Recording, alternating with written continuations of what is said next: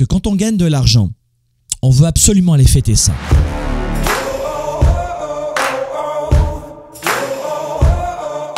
Gagner son premier million, je vous l'ai dit, avec de plus en plus de méthodologie, c'est de plus en plus accessible.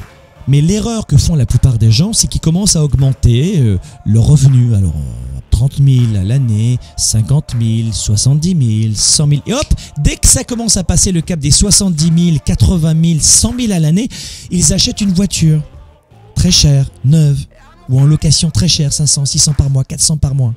Et hop, terminé. Et ensuite, ils achètent des vêtements et ils partent dans des lieux de vacances incroyables. Et alcool, cigarettes, tabac, copains, yalla, allez, on invite tout le monde. Et ça, c'est une grave erreur. Parce que dès que vous commencez à faire rentrer de l'argent, il faut placer stratégiquement cet argent. Ne dépensez pas cet argent. Au grand jamais. Tu écoutes cette émission, tu as 13 ans, 14 ans. Crois-moi que si tu mets ça en application, ça va faire toute la différence. Et ça, ce n'est encore que de la stratégie, que de la psychologie, ce que je suis en train de vous dire. Est-ce que c'est facile à faire? Non. Est-ce que c'est facile à comprendre? Oh que oui. C'est facile ce que je suis en train de vous expliquer. Non, en ce moment, c'est très facile. Est-ce que vous l'avez fait? Combien d'argent tu mets par mois en restaurant? Combien de chaussures, de paires de chaussures tu achètes chaque année ou tous les 5 ans? Quels sont les montants astronomiques que tu mets dans ta fucking de voiture, notamment si tu es un garçon? Enfin, je sais qu'en Europe, c'est une société patriarcale, donc c'est les hommes qui mettent plus d'argent dans les voitures. Et ici, on va dire que c'est moitié-moitié. Les femmes sont...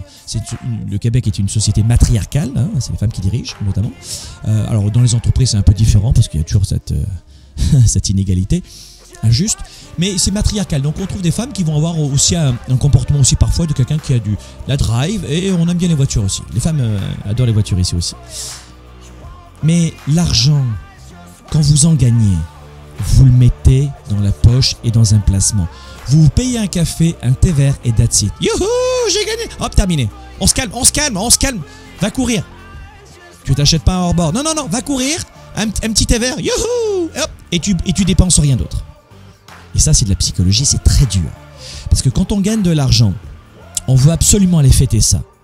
Et on croit encore, ça c'est la pensée moyenne, que c'est en ayant de nouvelles paires de chaussures, robes, pantalons, costumes, ou nouvelles voitures, bref, où on flambe, on veut impressionner les autres pour exister encore plus. Et quand on manque de confiance, plus vous manquez de confiance en vous, plus vous allez avoir tendance à acheter des biens matériels.